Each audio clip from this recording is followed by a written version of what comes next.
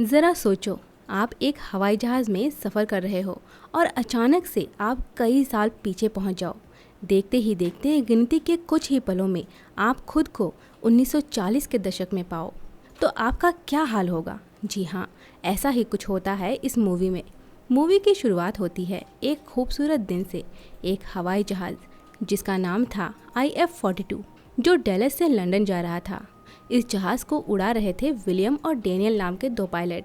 शुरुआत में सब कुछ बिल्कुल ठीक चल रहा था, लेकिन अचानक ही हवाई जहाज़ की मशीनों में कुछ गड़बड़ी होने लगी।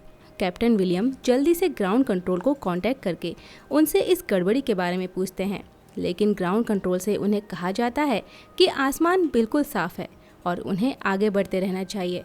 ये सुनकर दोनों पायलट थोड़ी राहत की सांस लेते हैं, लेकिन उनकी राहत ज़्यादा देर तक नहीं रह पाती। अचानक उन्हें एक विशाल बवंडर आता हुआ दिखाई देता है। आसमान में भयंकर तूफान कड़कने लगता है। पायलट ने जल्दी से ग्राउंड कंट्रोल को बताया, लेकिन ग्राउंड कंट्रोल ने कहा कि कुछ सेकंड पहले तो कोई बवंडर नहीं था। अब उनके पास सिर्फ एक ही रास्ता है और वो है बवंडर को पार करके आगे बढ़ना। विलियम थोड़ा हिम्मत जुटाकर पैसेंजर से कहता है कि जल्द ही हवाई जहाज़ तूफान से टकराने वाला है, इसीलिए सभी अपनी सीट बेल्ट कसकर बांध लो। जैसे ही जहाज़ तूफान में दाखिल होता है, हवाई जहाज़ ज़ोर ज़ोर से हिलने लगता है। सभी लोग चीखने चिल्लाने लगते हैं, मानो उनके ज़िंदगी का ये आखिरी पल हो। लेकिन कुछ ही पलों में हवाई जहाज़ पूरी तरह से बाहर निकल जाता है और सब कुछ नॉर्मल हो जाता है। लेकिन जब दोनों पायलट ने बाहर देखा तो वो दंग रह गए। आसमान पूरी तरह अंधेरा हो गया था, मानो रात हो गई हो। और सबसे बड़ी बात ये थी कि किसी के भी फ़ोन या लैपटॉप में सिग्नल नहीं आ रहा था। इधर कॉकपिट में भी हालत ख़राब थे। हवाई जहाज़ की ज़्यादातर मशीनें काम नहीं कर रही थी। विलियम बार बार ग्राउंड कंट्रोल से संपर्क करने की कोशिश कर रहा था, लेकिन किसी भी तरह संपर्क हो ही नहीं पाता। हालांकि हवाई जहाज़ का रडार और इंजन ठीक से काम कर रहे थे, इसीलिए विलियम ने फैसला किया कि वो जहाज़ को लंदन में ही उतारेगा। उधर पैसेंजर्स परेशान थे, इसीलिए कैमरन नाम की एक एयर होस्टेज पैसेंजर्स से बात करके उन्हें शांत करने की कोशिश करती है। हम देखते हैं कि दो ट्रैवलर हिस्टोरियन भी इस प्लेन में थे, जो लंदन में हुए युद्ध के समय की चीज़ों पर रिसर्च करने जा रहे थे। साथ ही एक बुजुर्ग आदमी भी था, जो पता नहीं क्यों हर छोटी बड़ी बात को अपनी डायरी में लिख रहा था। उधर विलियम को कुछ समझ नहीं आ रहा था कि वो इस वक्त कहाँ है, इसीलिए वो प्लेन को वापस मोड़ने की कोशिश करता है ताकि वो इस जगह को पहचान पाए, लेकिन वो किसी भी तरह इस जगह को समझ ही नहीं पाता। तभी रडार पर कुछ दिखाई देता है। पहले तो ऐसा लगा कि एक और तूफान है, लेकिन सच तो इससे भी ज़्यादा डरावना था। जब पायलट ने ध्यान से देखा तो उसने देखा कि ये तो लड़ाकू विमान है जो किसी शहर पर बम गिरा रहे हैं। जब पैसेंजर्स ने नीचे धमाके होते हुए देखे तो सभी डर गए। वहीं तभी इतिहासकारों ने कुछ ऐसी चीज़ें देखी जो उन्हें हैरान कर रही थी। पायलट समझ नहीं पा रहे थे कि आखिर ये सब क्या हो रहा है। तभी उन्होंने देखा कि कुछ लड़ाकू विमान उनके जहाज़ के पास आ रहे हैं। लड़ाकू विमान प्लेन को घेरकर उस पर हमला करने ही वाले थे कि पायलट ने रडार की मदद से फ़ौरन जहाज़ को मोड़ दिया और लड़ाकू विमानों से दूर चले गए। ये सब देखकर जहाज़ के अंदर सभी पैसेंजर्स बहुत घबरा गए, इसीलिए सभी पैसेंजर्स में अफरा तफरी का माहौल बन गया। ऐसे में कैमरन ने पैसेंजर्स को शांत करने की पूरी कोशिश की। विलियम बार बार ग्राउंड कंट्रोल से संपर्क करने की कोशिश कर रहा था, लेकिन कोई जवाब नहीं मिल रहा था। आखिरकार उसने जहाज़ को थोड़ा नीचे उतारने का फैसला किया ताकि पता चल सके कि वे कहाँ हैं। लेकिन डेनियल उसे ऐसा करने से रोकता है, क्योंकि उसे डर था कि लड़ाकू विमान फिर से हमला कर सकते हैं। लेकिन विलियम ने कहा कि हमारे पास इतना ईंधन नहीं है कि हम घंटों हवा में उड़ सके, इसीलिए हमें कैसे भी करके ग्राउंड कंट्रोल से बात करनी होगी। तभी वही दोनों हिस्टोरियंस ने कैमरन से कहा कि शायद उन्हें कुछ पता है, इसीलिए कैमरन उन्हें जल्दी से पायलट के पास ले जाती है। लेकिन माइकल नाम का एक पैसेंजर भी उनके पीछे जाकर चुपके से उनकी बातें सुनने लगता है। अंदर जाकर हिस्टोरियंस ने पायलट को बताया कि जो लड़ाकू विमान उन्होंने अभी देखा वह 1945 के बाद बने ही नहीं थे। उन्होंने कहा कि वो जेट हिटलर की सेना थे, लेकिन विलियम को उनकी बातों पर यकीन ही नहीं होता। फिर हिस्टोरियन ने थोड़ा और एक्सप्लेन करते हुए बताया कि 1940 में प्लेन के सिग्नल काम नहीं करते थे। उनकी ये बात सुनकर विलियम को थोड़ा यकीन होता है कि शायद इनकी बात सच हो। हिस्टोरियन आगे बताते हैं कि उनके मुताबिक वे अब 1940 में आ गए हैं और दूसरे विश्व युद्ध के दौर में फंस गए हैं। वे आगे कहते हैं, कि अगर वे समय में किसी गड़बड़ी की वजह से यहाँ फंस गए हैं तो उसी तरह वापस भी जा सकते हैं। अब विलियम को उनकी बात सुनकर लगा कि वो शायद पागल हो गए हैं। उसने उन्हें शांत करने के लिए अपनी सीट पर भेज दिया और कहा कि ऐसी बातें वो प्लेन में किसी और से ना कहे। उधर सीट पर माइकल भी उन हिस्टोरियंस की बातें सुनने लगता है जो अपनी किताबों और नोट्स से सच पता लगाने की कोशिश कर रहे थे। थोड़ी देर बाद पायलट ने फिर से प्लेन को नीचे उतारा ताकि रेडियो सिग्नल मिल सके और इस बार उनका कांटेक्ट ग्राउंड कंट्रोल से हो जाता है। नीचे उनका कांटेक्ट एक ब्रिटिश सैनिक नाइजल से होता है।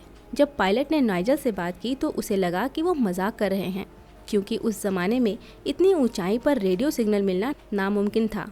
लेकिन जब विलियम ने तारीख पूछी तो नाइजल ने बताया कि आज 17 जून 1940 है। इससे साफ हो गया कि हिस्टोरियंस सही थे। अब विलियम को समझ नहीं आ रहा था कि नाइजल को कैसे समझाए कि वे भविष्य से आए हैं। तभी हिस्टोरियंस वापस आकर नाइजल से बात करने लगे। उन्होंने बताया कि वो उस जगह पर है जहां ब्रिटिश जहाज़ लैंकास्टर डूबा था। लेकिन नाइजल थोड़ा हैरान होकर बोलता है कि तुम जिस जहाज़ के बारे में बता रहे हो वो तो डूबा ही नहीं। फिर नाइजल अपने ऑफिसर से जहाज़ के बारे में पूछने को कहता है और फिर वो हिस्टोरियंस को कहता है कि अगर जहाज़ डूबेगा तो वो फिर से कॉल करेगा। उधर माइकल को सब समझ आ गया था कि हो क्या रहा है। उसने बाकी पैसेंजर्स को सच बता दिया कि हम सभी 1940 में आ गए हैं और वो आगे कहता है कि उन्हें मिलकर हिटलर को मार देना चाहिए ताकि युद्ध जल्दी ख़त्म हो जाए। ज़्यादातर लोगों ने माइकल की बात पर यकीन नहीं किया, लेकिन कुछ लोगों को उसकी बात पर भरोसा था। उन्होंने कहा कि हमें कॉकपिट पर कब्जा कर लेना चाहिए ताकि हम हिटलर को मार सके। लेकिन खुशकिस्मती से फ्लाइट में 2 अमेरिकी सैनिक मौजूद थे। उन्होंने कहा कि कॉकपिट पर कब्जा करना आतंकवाद होगा। इस पर दोनों गुटों में झगड़ा हो जाता है, लेकिन दोनों सैनिक जल्दी से दूसरे गुट के लोगों को पीटकर शांत कर देते हैं। कुछ देर बाद नाइजल ने पायलट से संपर्क किया और बताया कि लैंकास्टर जहाज़ के बारे में जो बातें हुई थी वो सच थी। उसने कहा कि इस जानकारी की वजह से उन्होंने कई लोगों की जान बचाई। अब वो चाहता था कि ये जहाज़ सुरक्षित लैंड हो जाए, लेकिन इसके लिए उसे जहाज़ की सही जगह पता होनी चाहिए। लेकिन पायलट को भी खुद जहाज़ की सही लोकेशन का पता नहीं था, इसीलिए वो अपने प्लेन की लाइट जला देते हैं ताकि ब्रिटिश फौजी उन्हें देख सकें। लेकिन उधर जर्मन फौजी भी उनकी बातें सुन रहे थे। उन्होंने अपने फाइटर जहाज़ों से प्लेन को घेर लिया। विलियम ने जल्दी से लाइट्स बंद कर दी और प्लेन को गोलीबारी से बचाने की कोशिश की, लेकिन गोलीबारी बहुत ज़्यादा बढ़ गई थी। इससे बचने के लिए विलियम अचानक प्लेन को नीचे ज़मीन की तरफ तेज़ी से ले जाता है और ज़मीन से टकराने से पहले ही प्लेन को ऊपर की ओर ले जाता है। जर्मन फाइटर जहाज़ भी उसके पीछे आए, लेकिन उनके जहाज़ पुराने थे जो विलियम के जहाज़ का मुकाबला नहीं कर पाए, जिससे कुछ फाइटर जहाज़ ज़मीन पर गिर गए। लेकिन 2 जर्मन फाइटर जहाज़ अभी भी उड़ रहे थे और उन्होंने विलियम के जहाज़ पर हमला कर दिया।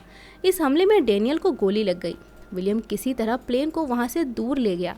हवाई जहाज़ में मौजूद फ्लाइट अटेंडेंट्स ने डेनियल के घाव पर पट्टी बांधी।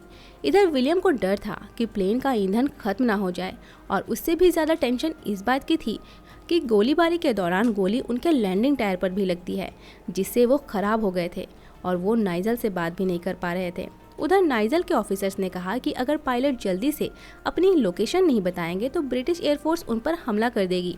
इधर विलियम ने डैनियल को प्लेन कंट्रोल करने के लिए कहा और खुद पैसेंजर्स के पास गया।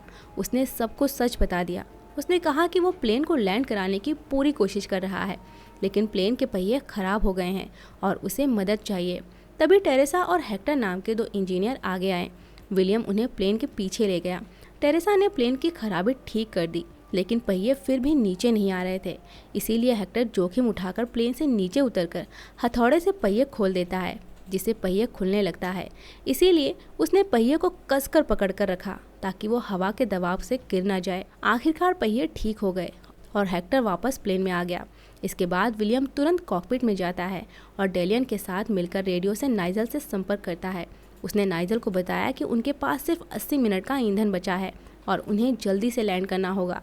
लेकिन तभी फिर से वही 2 जर्मन विमान आ गए और उन्होंने मिसाइल से हमला कर दिया, जिससे प्लेन की खिड़कियां टूट गई और सब बुरी तरह डर गए। लेकिन विलियम ने फिर से कई सारे स्टंट करते हुए दोनों जर्मन विमानों को आपस में ही टकरा दिया। तभी उन दोनों हिस्टोरियंस को एक आइडिया आता है। उन्होंने कहा कि उन्हें प्लेन का रडार निकालकर नाइजल के पास भेजना चाहिए। रडार की मदद से नाइजल उन्हें सुरक्षित जगह पर उतार सकता था, क्योंकि उस समय तक ये तकनीक थी ही नहीं और शायद इसीलिए उन्हें इस प्लेन में भेजा गया था ताकि इस समस्या का हल निकाला जा सके। तभी एक मिसाइल प्लेन के इंजन पर लगती है और प्लेन नीचे की ओर गिरने लगता है। फिर पायलट्स की बहुत कोशिशों से इंजन फिर से चालू हो जाता है।